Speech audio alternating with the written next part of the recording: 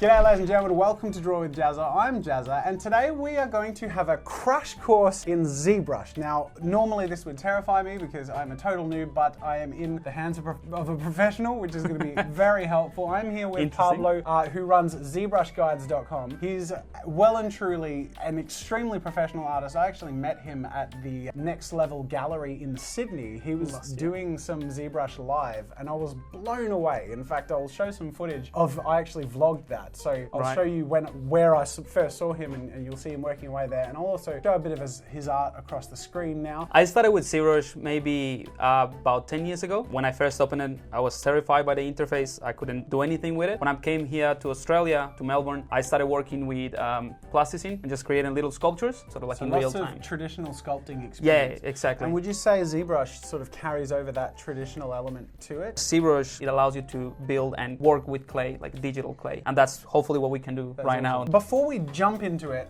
I'll just give you guys a bit of a lay of the land. What we're going to do is we're going to start off with a real basic smash into the program, some really rough guides to the tools. I have never seen this interface except for the first time I saw it and ran away 6 years ago. So like, I am as uninformed as many of you watching this. So this will be really informative, I'm hoping, to just jump straight into the basics. And then after we go and have a rough guide, we're gonna have a bit of fun and see if in the space of, I don't know, 10 minutes or so, I can make something substantial, and we're both gonna work at the same time and just see what we can come up with as a result. I feel like at the end of this, I'll be at a professional standard. I'll get you there. You like a trial by fire. I'm glad to hear it. Before we jump into it too, I want to thank Wacom for sponsoring this channel and this video. They're incredible, and we are both working on our Mobile Studio Pros. By the way, another shout out to AIE for hosting us here, the Academy of Interactive Entertainment. We currently are. Is that correct? Yep. Links in the description to their stuff, and of course link to Wacom. So we were both able to, I mean, I've just been around the city all day. You've just come from work. We could be doing this in a cafe. It so happens we're able to do it in a sound studio, so we have some good quality recording setup, which is fantastic. But these things are fantastic. They're standalone devices that are really high end. They have graphics cards. They can handle ZBrush and Photoshop and Maya and all this stuff. I know I use mine for editing on the go,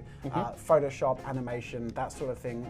You obviously have yours. So yeah, I do most of my heavy lifting with it. It's sort of like my main computer at home. I have it in a nice stand, so I just use it as my main computer, and I have a couple of screens. Really? But that's yeah. Cool. You run multiple screens and that? Yes, I use the Wacom link.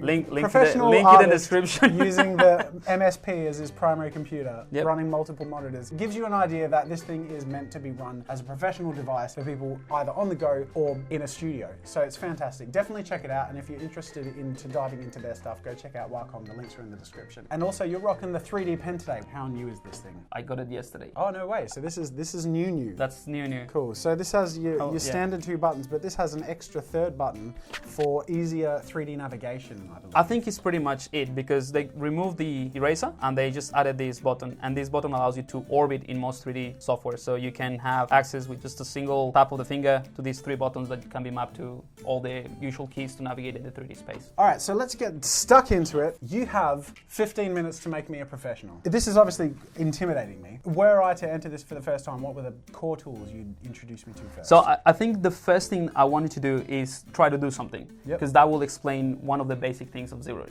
So go ahead and create a sphere. just try it. Who do you think you're working with here, man? There you go. So that's what I meant. So when you first load ZBrush... Did I do something? No, that's what happened. That's what I wanted to show you, because... That's the first thing people do, is that what you were going to say? So when it opens up, you have this lightbox, which is at the top. Okay. Lightbox, or you can access that from the comma key. Okay. The comma key, that will bring it up. And that's essentially the file managing system within ZBrush. Great. So the reason why I wanted to show you that is because this by default opens up, and you can double click any of these projects and that will load it up. So this sphere here, I'll do the same. Click no. Okay. And essentially, if you just start like touching the screen with a pen, you'll be sculpting already. Great. Cool. Okay. But yeah. I think I had already run away by this point. Yeah. So I've already outdone myself. I'm feeling good right now. All right, good. Next, if you hold this edit button here, tap on that. Hold or tap? Tap. That essentially changes the 3D space into 2.5D, which was the original intent of ZBrush. So that's why. So explain that to me, because I've heard that before, but I don't understand it. 2.5D. Right. So it was basically having that information of the pixel. So it's a pixel that has information in color and depth. So it allows you to paint with depth. but it's essentially an illustration software that has that. That's why it's called 2.5D. Whoa. So right now what you're doing, instead of creating spheres, you're basically drawing a sphere in the canvas. Great, and I can see that interacting with what I've already got there. Correct, and that's but the this depth. isn't technically 3D because I've gone out of that mode. Correct, that's Okay. 2.5D. And Now if you go back to edit, that switches. Oh, I just did something. I'll stop touching things. no, that's all good. That's all good. So that basically the last sphere that you draw, when you go back into edit mode, that's the one that is the actual 3D object. Okay. Does that make sense? No, but all right. Let's just go. So I did notice when you just did something there, only one of those things moved. So I have it at the moment here. So if I keep dragging this is essentially creating an instance of that object in the 2D space. Yep. Right? So like a stroke in 2D. As soon as I go edit, I'm gonna be editing the last stroke that I did, right? So that's why this is like that. Are you able to edit all of them or more? Now, or once you dropped it into the canvas, it stays there. Okay. You can use the 2D tools and erase them, but we're not gonna focus on this because this is more about 3D. I just wanted to show you that it's there. Yeah. Yep. So you're like, all right, I'm scared again. Let's move on. All right, so let's go ahead. Maybe we should open the door just in case if things get too scary, I can just No. run It'll be easy. Right, Trust cool. me. Trust me. Go Control N in your keyboard. Control N. That's new. Okay. Right. So let's go through navigation. So let's go to the lightbox, comma key, and double click on a sphere again.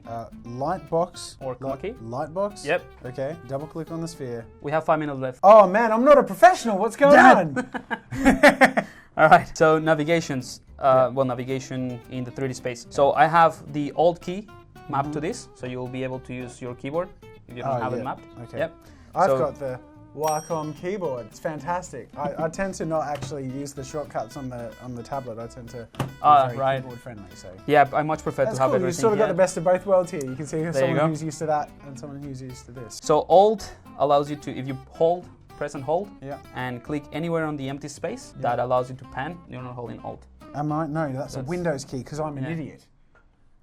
Alt. Oh no, I just drew on the thing. Alt and click. Oh, okay, okay. So this is one of the confusing things because there are I like, told you I'm a noob, man. there are like two ways to navigate. Yep. Okay. So this is moving myself around, sort of panning on a plane. Yes. And then I can rotate around that, and then cool. And to rotate is without the Alt, obviously. Yeah. This is a tricky to work rotation thing. It seems to move outside of my control. Let's say if I move around on this angle, see how it's all like that. How do I shift that? So that's my next key. So Shift, like in Photoshop, you have like a straight line. You will snap it to the views. Oh, okay. So you just start rotating and just hold Shift, and that will snap to the views. That's helpful. Yep. You're helpful. Where were you when I was 17? Oh man, this is cool. And you can turn perspective. It's funny how something as basic as navigation can make or break your initial that's essentially it, right? Experience, yeah. Because it's completely different from any other 3D software, really. And by the way, anyone who's native to ZBrush watching this is probably gagging like uncontrollably right now. Okay, to a basic. We haven't. No, yet. we haven't. No, we haven't. Oh man, we've just begun. Yeah, okay, go on. The complicated one is the zoom in and out. Because the zoom in and out, I'm going to show you the old way, because this is my preferred method, and I'll explain why, which is holding Alt, so you can start panning, but without letting go the click, you let go of the Alt key. Oh, I see. Then go up and down or left, right. Okay. So that's the complicated version. Is it? What's the simple version? The simple version is holding Control and right click. Okay, yeah, no, that is simple. That's easier. Yeah, and it's where your mouse goes? Does it? Oh no, it just goes to the center. Yeah, to the center. Okay, now cool. Panning, Shift is snap, Control right click. Yep. Is zoom, Control right click. And then just clicking on the canvas moves me around. All right, I'm getting used to this. This is the test for you. Zoom in all the way so that this sphere covers the screen. Oh, bugger. Don't wait.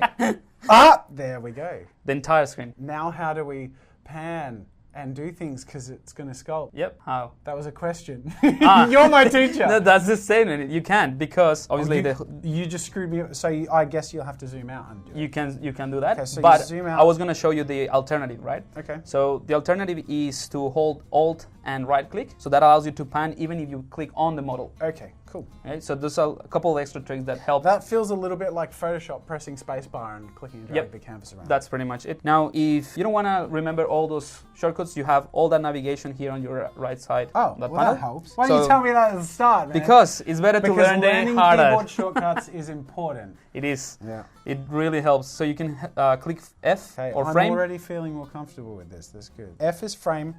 Boom. I like that. And then you have frame right next to it in here. So that's frame. Then you have move. The way that this one works is you click and drag. Oh, I see. So click from the button to rotate.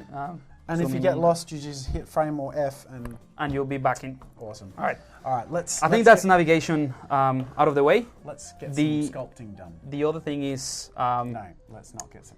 What was I going to say? Sorry, go on. Apart from that, I think we've pretty much covered the navigation. Do you want to talk about UI quickly? Yeah. Give us a coverall. 3 things that you need to remember: switches, sliders, and buttons. So buttons, something like the lightbox. Yep. You click and perform an action on and off things. Yep. Switches, like the edit or perspective, that will toggle between orthographic view and perspective. So that's a switch, basically turn on and off a state. And sliders, like these ones at the top, you have the draw size that controls the size of your brush. This here. So that's basically to either tweak a process before you apply. And is that the sort of thing which you'd often set to... Yeah, so I have set this here to the size of the brush. So if I go over the sphere and I just use the touchscreen ring, it is basically doing that. Okay, so if I press... So first you select the action you want, that's it, and then just softly... That's how it works. See, now this is the first time I would actually legitimately use these shortcuts. Really? Because most programs I've used my MSP for, I've already gotten used to my keyboard. The keyboard, yeah. So I don't learn a way of using the shortcuts because it feels like, I don't know, it's counterintuitive because I'm stubborn and don't like to learn new things. Can you tell? But if you just limit yourself to a set of 8, depending on how many you tag to or add to your rocket ring, it just becomes like such an intuitive thing and really fast when you're working. And this is the reason why this is my main computer. So I force myself to like learn these shortcuts so I don't have to rely on the keyboard. However, I don't use that much. So I prefer to use the right click, and that brings this pop-up. And you have like a bunch of very useful shortcuts in here. So you have the first one is the draw size. Yep. I use that all the time. Now you say right click. I did notice that came up when I hit spacebar. Yeah. So because the right click, I notice when I do that, it also shifts the screen around a bit. Yep.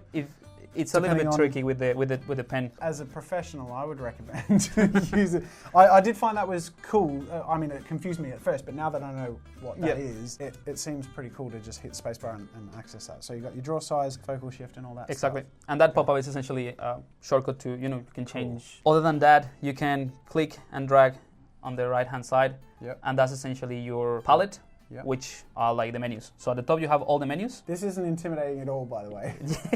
just look at this. Man, no wonder I ran away. And look at it, changes the stuff on the right. Well, but this is the thing, right? ZBrush can do so many things, but if you just learn the basics, then you will discover the other things as you go. And that's the same with every program. That's the same with Correct. Photoshop, with Premiere, with Animate, with Maya. I feel like even at the end of this crash course, if I know how to move around and push and pull the geometry a bit, that's enough to have fun and start learning. Yeah, and it will be encouraging for you to go, how do I do this thing? And then figure it out as you go. All right. But this is the reason why the tool palette is docked to the right-hand side. So if you click here, this little icon, and drag it... Click which? The tool panel? The tool panel, the icon on the top right. Yep. And just drag it to the interface and drop it there. Yep. You basically have an empty area to dock new palettes. So let's say if the tool thing was there by default, but it doesn't have to be there. Exactly. The default is the tool because it's the one that you will probably access the most for all the tools. But if you're saying doing texturing, you can just select the texture palette and drop it in there. Okay, and this is the whole palette, so preferences, whichever palette you want. Yeah, okay. You can have more than one, and you can also open the left one as well. So you can... That's cool. And just in the screen just gets rid of it. Or just drop it to the next palette. It's very easy to customize your... I just wanted to point that out. All right, let's do some sculpting. Let's do it! I'm excited. So I'm noticing 2 dots. I'm assuming that's because there's some mirroring happening. Correct. So if I navigate around, So at the moment you have what is called in ZBrush Symmetry. So the mirroring is called Symmetry and it's on. And if you rotate around and you can see the grid at the bottom. So rotate around at the bottom of the sphere. So the reason why I'm showing you this is because you currently have Symmetry on in X. So as you can see, anything that you on one side will get mirrored to the X axis. So I'm going to want to swap that.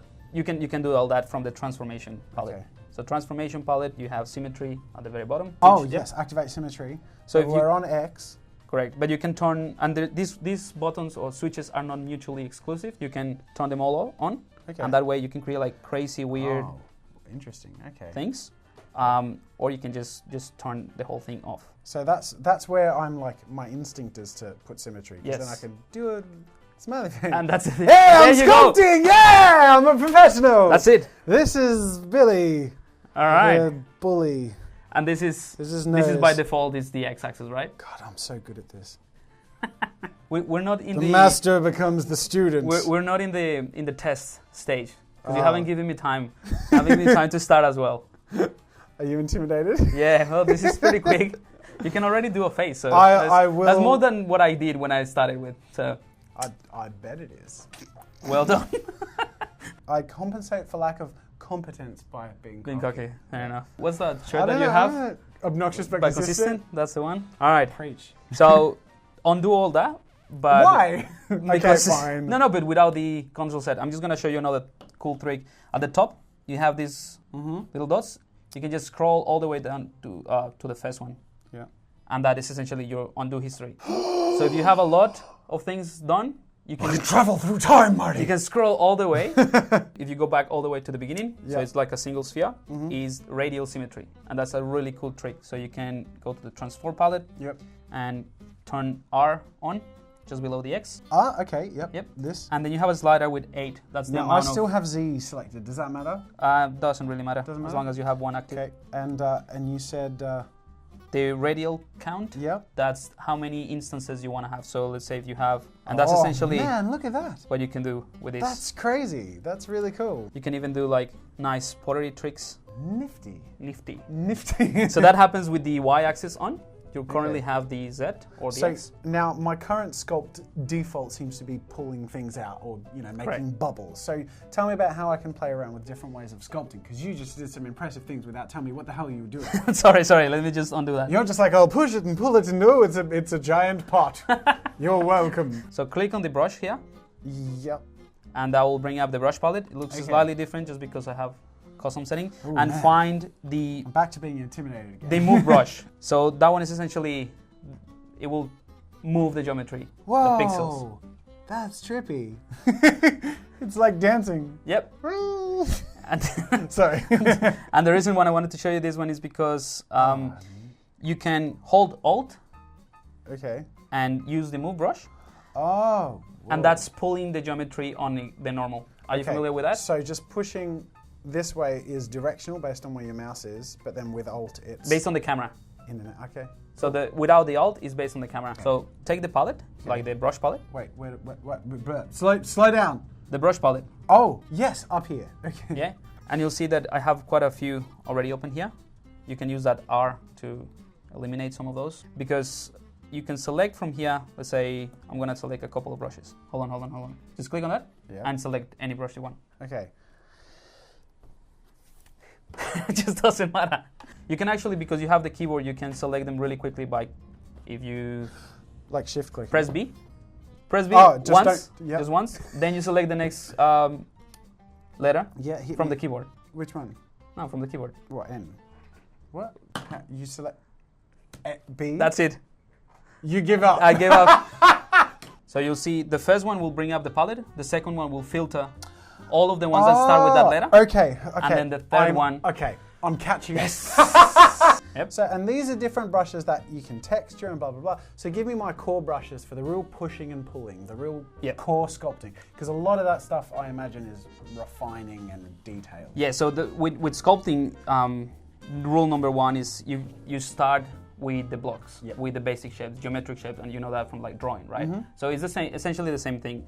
And I guess the best brushes that I can give you will be the move brush, clay build-up brush. Any other brushes that smooth? Does that? No, I'll explain the smooth and masking. They're really important. They live in the shift key and the control key. So if you press just shift, you'll see that the cursor changes to blue. Yep. And then essentially is your smooth brush. Yeah. So if you have some... So if I go clay build up and go, whoa, build it up and then push it back in with the Alt, then I can select, ooh, this looks weird. Then I hit shift and that just... It smooths it out. That's oh my God, that's satisfying. If you don't want to alter anything or you want to protect an area of your model, you hold Control and the cursor changes to yellow. Yep. And that is essentially the mask. So temporary mask. So you can just select like that. Yep. And the part that is dark, you won't be able to touch it. Oh my God. And then how do I remove my temporary mask? So to remove the mask, Control, click and drag. Control, click and drag. Just to... But make sure that you drag outside the... okay. Sometimes... But if you control, click and drag on top... That's another way to mask. Oh my God. So the control brush actually is a nice segue into that Dynamesh, because that's how you read Dynamesh. So let's move back to control to the freehand. So under the tool palette, you have geometry, and then you have a subsection. If you hold shift, you can expand them both. So click on Dynamesh. So in ZBrush 4R8, which is the one that I'm currently running, the project that I opened up, the sphere, by default is a Dynamesh sphere. In your case, you have a sphere that is not a Dynamesh, it's just a subdivision. So the difference is if you turn polyframe on, which is this one right here, where you can see how the geometry looks like. Wait. Whoa, cool. You can zoom in and see what's happening. So that's the subdivision. If you select the move brush and then just pull that, you're essentially stretching the polygons and destroying the geometry in a way. Yeah. So this is the reason why I said subdivision approach is you have to sort of have the blocking and the underlying structure ready before you move on. Well, this can be problematic too, because if I want to pull that out into arms and then add figures and detail, then you're in trouble. Correct. And that's exactly right. That's the reason why you probably use Dynamesh in that case. So you would suggest if people are sculpting, say, characters and things that are going to become more complex, Dynamesh? Either way. That's the beauty of ZBrush. You can start with Dynamesh, extrude all the arms and all that. When you're ready, you create a topology on top of that and then subdivide it. All right. I have Dynamesh, you have the subdivision approach. So with Dynamesh on, if you click it once, now you can start like pulling, control, click and drag will remove the mask and also activate the Dynamesh process. Okay. Now that was quite intense. That was quite intense. However, at the end of it, I'm a professional. So pretty much. That's really good. Yeah. Congratulations, man. Thank you so much. All right. I'm going to go do some ZBrush push-ups. Freelance push-ups. I don't know. Okay. Let's go celebrate and do some push-ups. Now what's going to happen is Pablo and I are going to have a sculpt off. I have an idea as to what I'm going to sculpt, and you can sculpt whatever your little heart desires. Sure. Good luck. And thanks. At the end we will... At the end, we will compare, and you guys will vote and tell us who won. All right. All right. Based on effort? No, based on pure skill and genius. I'm so sorry. All right. Good luck. 1, 2, 3. May the best man win. Well, it already started. Oh,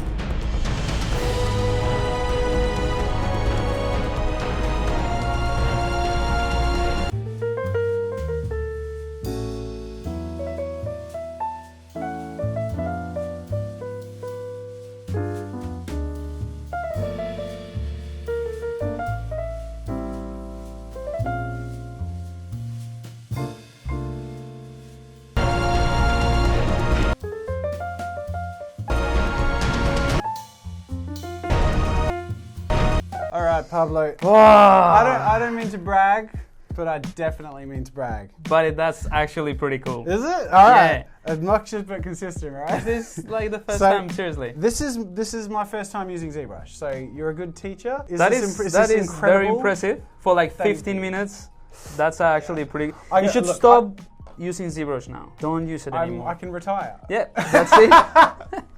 I've mastered the craft. It's time to move on. Absolutely. No, look, this was really fun, and I was saying to him that, like, when you sort of, obviously this is pretty rough, but no, you did not do that in 15 minutes. I just loaded up. No, I didn't. No, you did. You can go through the whole thing. It's 15 minutes of undo. Oh my god. Yep. And let it do its thing. Incredible. And then it basically creates yours is time-lapse. Way cooler than mine. I remember watching you work at the Next Level gallery, and that was astounding. But the fact that you did this in 15 minutes is blowing my mind. Thanks, dude. Oh, dude, that's so cool. You always go for the monster, for the creature, just to play it safe. Hey, look, we've covered the basics. This has definitely been a crash course. So, like, there's a lot more you can dive into. But hey, it is damn good, yeah. We covered the basics of sculpting. And you know what I found interesting, because right now we're just forwarding the history, and yours finished like way faster than mine. So that not only shows that mine's still going. Because you added ears and stuff. So many strokes. So tell me how you added things. So you added eyes, you added chunks of geometry. Yeah. So that's with the insert brush, the one that you didn't want to use.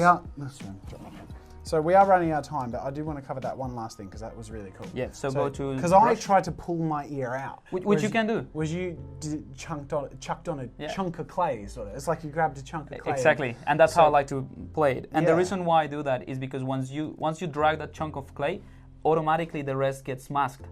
So you can just morph that little bit before you redynamize the whole thing. Great, so let's just do that one last thing, because that's a fun trick. Yeah. I mean, look at that. Oh man, that's so cool. Select the insert brush. Brush. Then it should be I for insert. And then where you drag is going to create a sphere. Oh, look at that. That's what I was going for.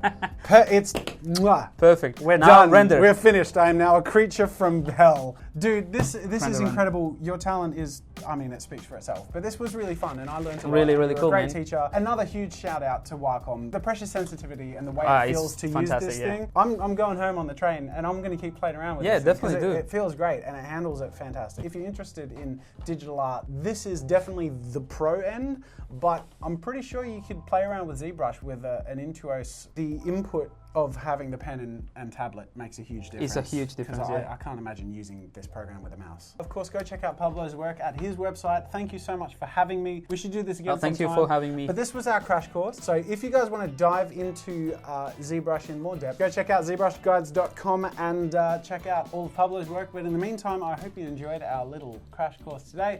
Make sure to like this video if you enjoyed it, and of course, subscribe to Draw with Jazza for more fun with art 3 times a week. That's it for now, ladies and gentlemen, and until next time. Grab our glasses. See you later. That was perfect! Make sure to subscribe to my channel to see more of my videos. And while you're at it, check out my shop where I sell ebooks, brushes, photo references, video courses, and more. There's another video you might enjoy from my channel over there, and you can also check out my behind the scenes daily vlog channel, Daily Jazza. That's it for now, and until next time, I'll see you later.